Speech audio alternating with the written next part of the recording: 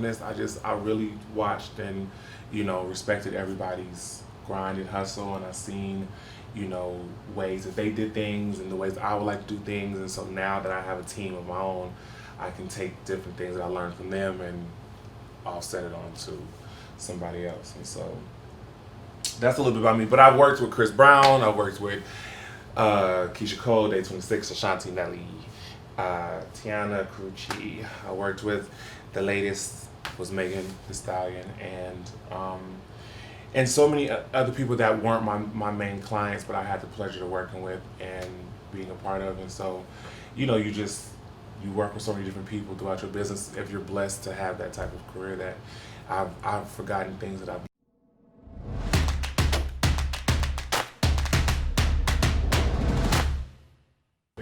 Welcome everybody to Top View TV. My name is Travis Taylor, and today we have Mr. EJ King live and direct. Mr. EJ King, Happy New Year. Happy New Year, son. How you been? Appreciate you. I've been really, really good. Just moved out here to ATL. Yes, I'm on that same wave. Respect. It's moving to ATL. So what brings you out here? What brings me to ATL is I kind of just want new, fresh scenery, and I want a new beginning, and and not even a new beginning, just kind of just a fresh start. I think that LA has its moments, but right now the moment's not the same, and so I just want, and I need space, and I want bigger space, and I want to maximize my money. So Atlanta is gonna be my place. Okay. So talk to me about, for the individuals out there who don't know Mr. EJ King, he is a style maven, a comedian, a spiritual healer, you know what I'm saying, a confidant to the stars, you know what I'm saying. So right now he is transitioning his life and wanting to rebrand his whole scenario. So talk to me a little bit about what direction you want to go into. So the new direction that I really want to embark upon is I want to do more in fashion. I want to kind of oversee projects and put younger stylists and new stylists and up and coming stylists in those positions to be able to experience what I did when I first got started.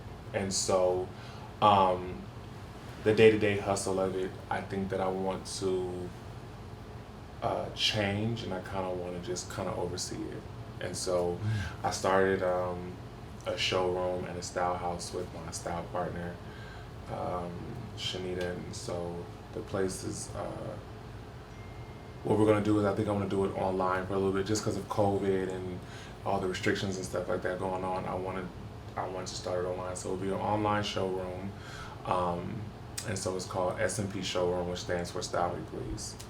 And then we have a style house that is called the Wardrobe Crew, and that one's for young glam. So it's whether it's hair, makeup, wardrobe, and so I just really want to tap more into my business mind.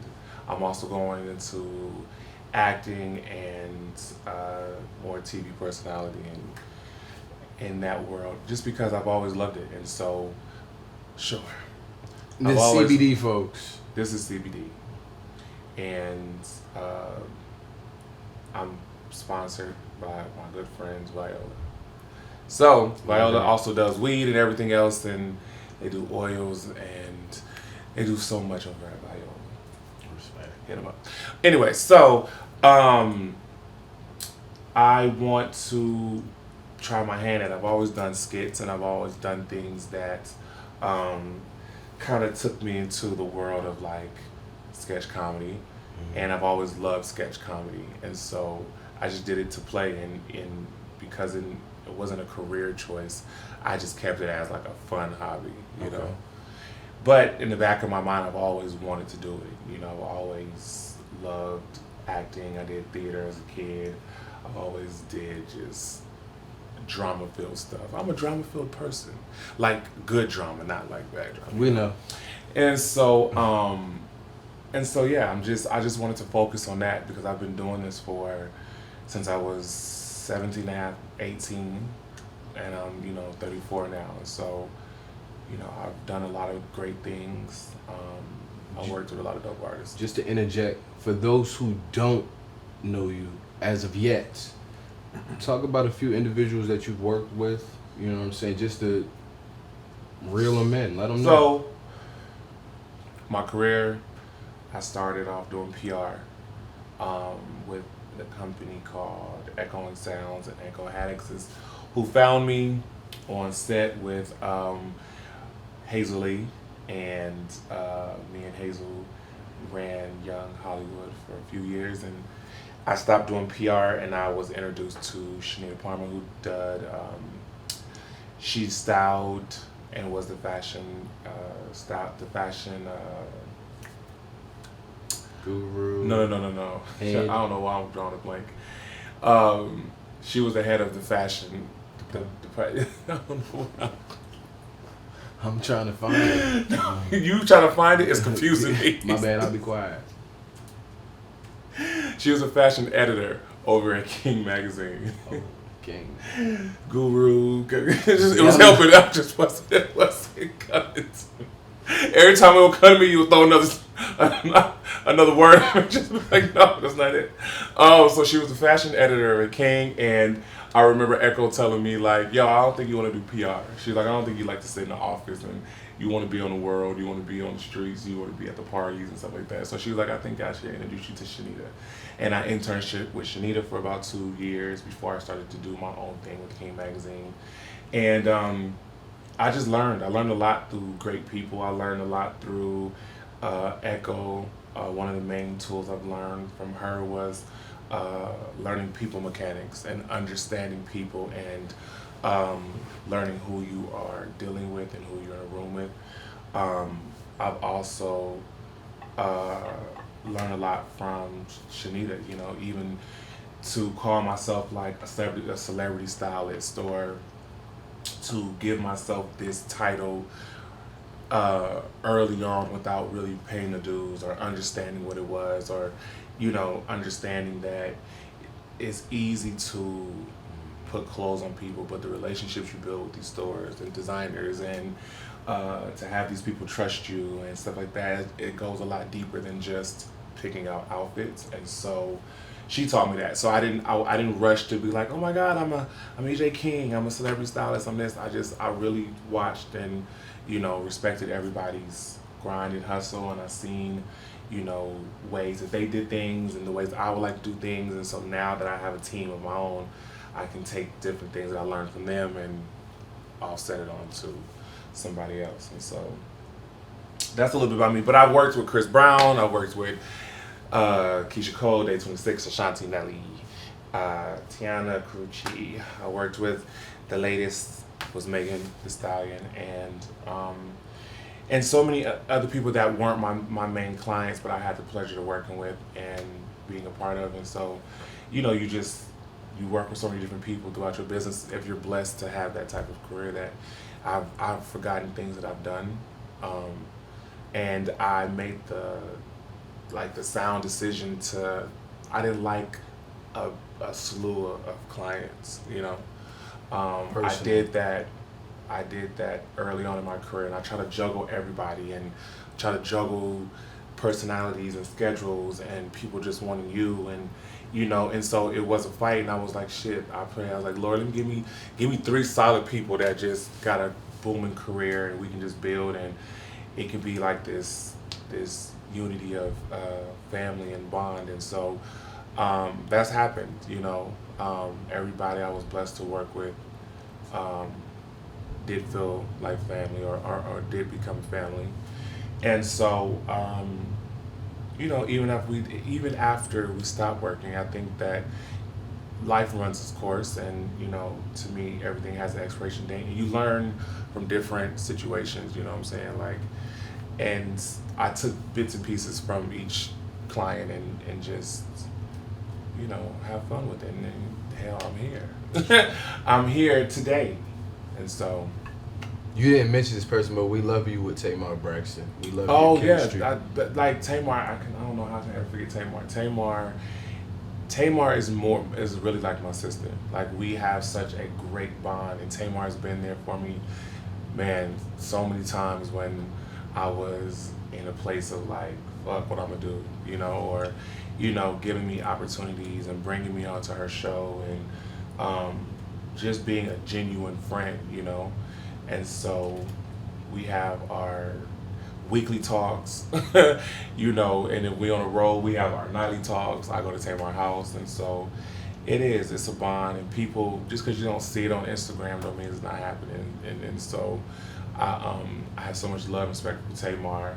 Another great person I learned from was Kelly Rowland. Kelly was, man, she's such a humble, just easygoing energy, like Kelly is so like soft spoken, and she's just so melodic, and I think that she taught me how to just love yourself and be peaceful, and she just has so much respect amongst everybody else around her, and so it's great artists like that and celebrities like that help me understand, like, to gain success you don't have to be an asshole, you ain't got to be an evil person, you don't have to be bitter about um, anything. You can live in your peace in your moment, and so um, I appreciate them. I feel like saying the word peace is an easy segue into just discussing COVID and mental health and how it's affected people's relationships. How has COVID affected you? Shit, COVID affected everybody. Yeah. If rich, poor, in between. I think that COVID, regardless if you think it's a joke, regardless if you think it is a conspiracy, regardless if you think whatever about the pandemic, it's affecting, period. It's affecting our day to day, and it's giving us a new way to live. And people keep saying when the world opens back up or when the world returns back to normal. And the reality of it is, this is our new normal. Despite what's going on and the hopefulness of it just going back to being full clubs and concerts, and it's just, nobody knows. And so what it did do is it makes you appreciate your home. It makes you appreciate your friends and your core people around. It makes you appreciate your family because, in the beginning of COVID, I didn't see my family. I didn't see my mom. I didn't let my little brothers come to my house. We didn't let anybody outside come in, outside of the people that stayed in the house. And that's real. That is such a real thing. Like, I didn't want to jeopardize them. I didn't want them to jeopardize me just because my brothers play football and they're around little kids and teams and stuff. And so now, because the world has opened back up, especially here in Atlanta, you still have to take precautions. And I know we get people all the time on our social media being the COVID police and stuff like that. But I think that there is a higher amount of people who is saying, fuck it, shit. Yeah, I ain't getting sick. But people really don't realize how bad something is until it hits them personally or affects somebody that they know. And so for me, I've seen it affect a lot of people that I know. And so I get very leery. Even when I be out sometimes and I'm in these places, I still have like a moment of like, shit, this is a little too open, Mm-hmm. And so, but COVID made me appreciate and value life more, friendships more. It gave us a chance to sit the hell down somewhere. I think that's what I really, really appreciate about COVID in the beginning was how much the world was able to flourish on a natural tip, how much the oceans were vibrant again, how much the air wasn't as polluted, just because it didn't have people fucking with it all day. And so I love that aspect. It was scary, but it would be different if it was financial. It would be different if it was something that affected lower class people or middle class people. You know what I'm saying? It'd be different if rich people didn't get it, you know? But because everybody is in this same boat together, it made you feel like, shit, we in it. You know what I'm saying? Like sometimes, have you ever been on vacation too long and you be like, damn, I'm not being productive. I'm not doing something. I need to get home. I need to, but there was nothing we can get to because everybody was locked down. So all you had was to build and get creative and tune into yourself and tap back into home because when the world was open, we were so busy being outside that we didn't appreciate the home. And so I learned that I love with COVID, I appreciate my home, which is why I'm moving because, you know, I want more space and I need a fresh start and a new start. And so COVID has its blessings and its curses. You know what I'm saying? I think I got COVID very early on. I think I got COVID before COVID started whooping ass. Because like when I got sick like in December, like right before New Year's, or right after New Year's. I didn't know you had COVID. I didn't know I had COVID, but now that we know what it is, it was whooping my ass. You talking about December, like 2019 December? 2019 December. Okay, cool. Yeah. At the beginning of COVID. Yeah. Yeah. Like January of last year is when I got really, really sick, and I just thought it was a really bad flu. And then the crazy thing is, a friend of mine, Jared, played football in China, and so for months, Jared would send me photos. And he would be telling me like, yo, there's something in China that is making everybody sick and they have us on lockdown. Is this the same Jared that you was talking to online last week on live? Yeah.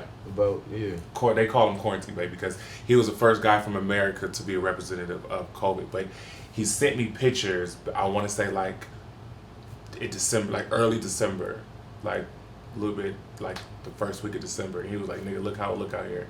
And it was deserted. It was empty. He was like, I don't know, some shit going on. Everybody getting sick. They have us on quarantine. And so I want to say towards the end of December is when he was like, no, nigga, we really full blown shut down now. And then it started to come out in America that there was a virus called COVID. And so it was crazy. He had told me this early on. And I remember going to China and stuff like that, looking at everybody with masks on, like, yo, y'all, this is stupid. This fucking mask all day. And just to see how fast the world can change. And to see everybody around the world now have to wear masks. And so it goes to show you nobody's exempt if shit was to go down. You know what I'm saying? Like, we all are in the same bubble. And we thought it was just a Chinese thing, or we thought it was something that couldn't come to America. And for years, they've been wearing masks. And so to see now that we can't even enter into a gas station or be on a plane, you know, and so it's real, regardless of how people take it or not, it's affecting us. And so I'm blessed I haven't been sick with COVID, and I've tested more times than none. Just for work purpose, and so I haven't had COVID, but it's not to say my friend just called and told me he is having lung complications and can't breathe and was been at the hospital for the last 3 days, and so it is real. And so, you know, I pray that we do get over it, like every big disease that didn't hit us. You know, I hope this finds its way out and we can return back to normalcy, but as of now, I'm just taking it. Yeah. I know you got a flight to catch, so I'm not trying to keep you here all day, but you know, we just walked into a whole new year. Yeah. What are some things that are on your list for intentions? My list for intentions is I want to grow better in my faith. I talk. Me and the Lord speak a lot, you know. Likewise. But I was talking about being abstinent, being celibate. I was talking about just doing a cleanse overall, and just making peace with. I didn't want to walk into 21 with even though you could leave it in 2020, you don't. It's today. We just in 2020 2 days ago. So the problems I still had the day before New Year's is the problem I'm working past today. But I just didn't want to. I don't want to hold old grudges. I didn't want to had bad energy. I didn't want to have my name intertwined with anything Negative. negative. And so, I reached out to people and I just made amends with old friends or family, or that I have an aunt that we haven't seen eye to eye since I was 16, and Thanksgiving she came to me and she was like, I'm so proud of you, da da da, and don't ever let nobody tell you that you can't make it because you proved me wrong, and so because I'm a person that will give you what you give me, and family or not, so if she didn't speak, I didn't speak. You know what I'm saying? And so when I seen her and she said it, it just once you make peace with something and you let people um, in and forgive them, and people make mistakes and you realize, like, if it didn't kill me, it made me stronger. If you didn't hurt me or harm me physically, if you didn't do something that we can't reverse, then everything can be fixed. And so that was good. And so I just didn't want to take this year on with any ill will or intentions towards anything, anybody. And I wanted to just really focus on building EJ and building a solid foundation for my younger brothers and generations, and building something that lasts. Legacy. Yes, legacy is what I want to build, and so. But By the you grace of are God. building, actually. Yeah, I am. I've been blessed. I didn't think I would be in this business sitting here. This was such a far-fetched dream for me. So the idea that I can't do something is no longer there. So now it's just the timing, and I appreciate the timing. I appreciate the process, and I'm willing to take the steps to becoming that person. So I think we need to cheers to that. I mean, you want to cheers? I want to. Shit, cheers, shit twice. All right, cheers it up. I just want to. Oh, real quick before I know we tap off. Let me drink it up. Sorry. Sorry. I want to say that practicing mental health is very serious. I have a good friend of mine now. I posted a story. I randomly came across this story. The guy, his name is Kevin. I want to say Beretta. And his story was, he was feeling like he couldn't go on no more, and he wanted to jump off the Golden Gate Bridge. And I think one thing in his story he had told was that he was coming through the tolls, and he said he asked the lady where the bridge was, and he said everything in him was hoping that she would acknowledge that he was not right, or going through something. And he said that she never even looked up, that she just pointed and said the bridge is that way.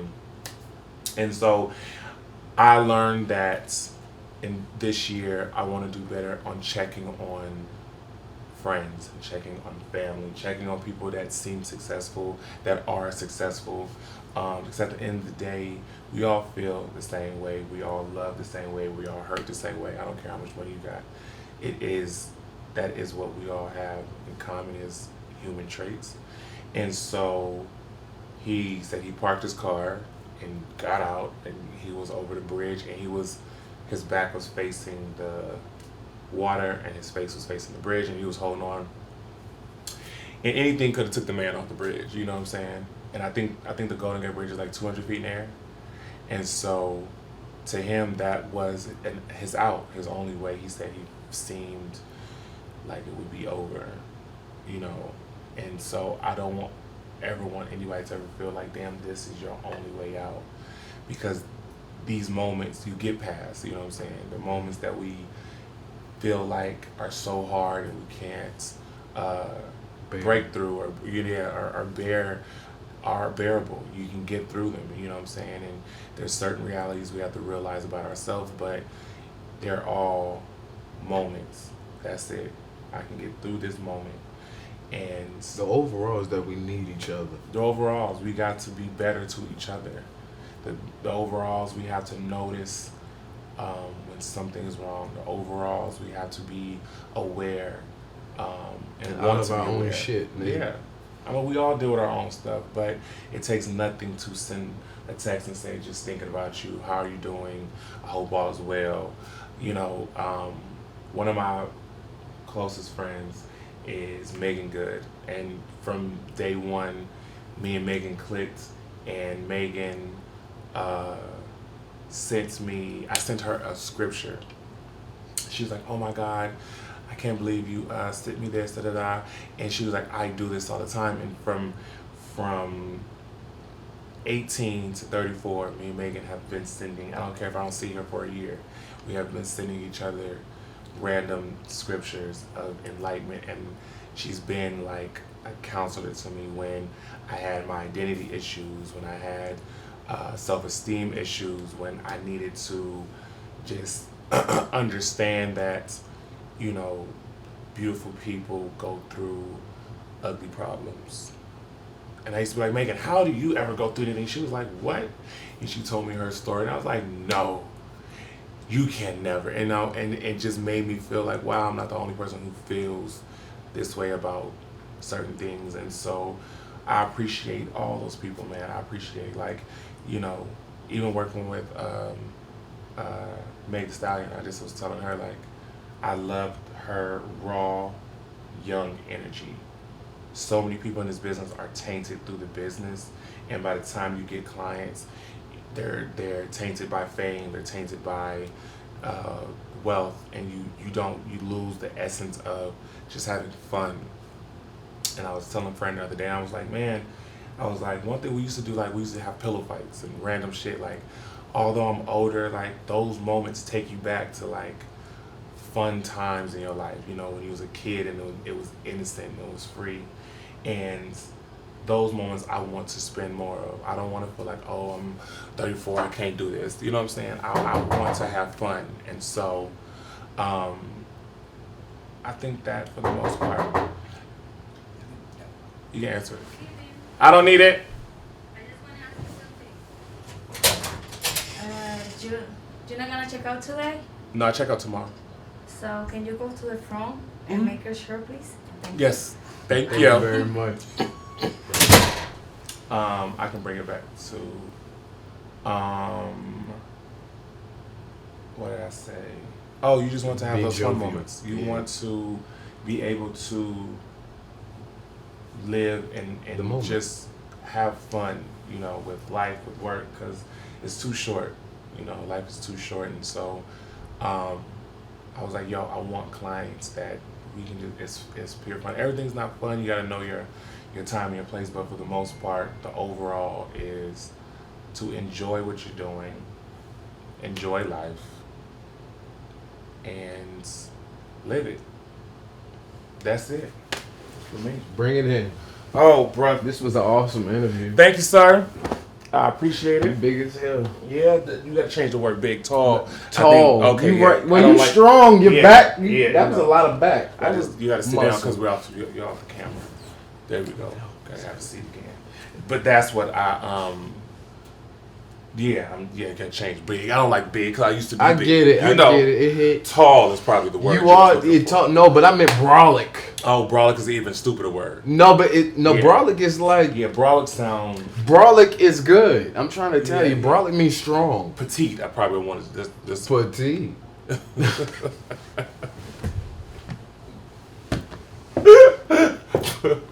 Petite. Oh yeah. Okay. Oh, all right. All right.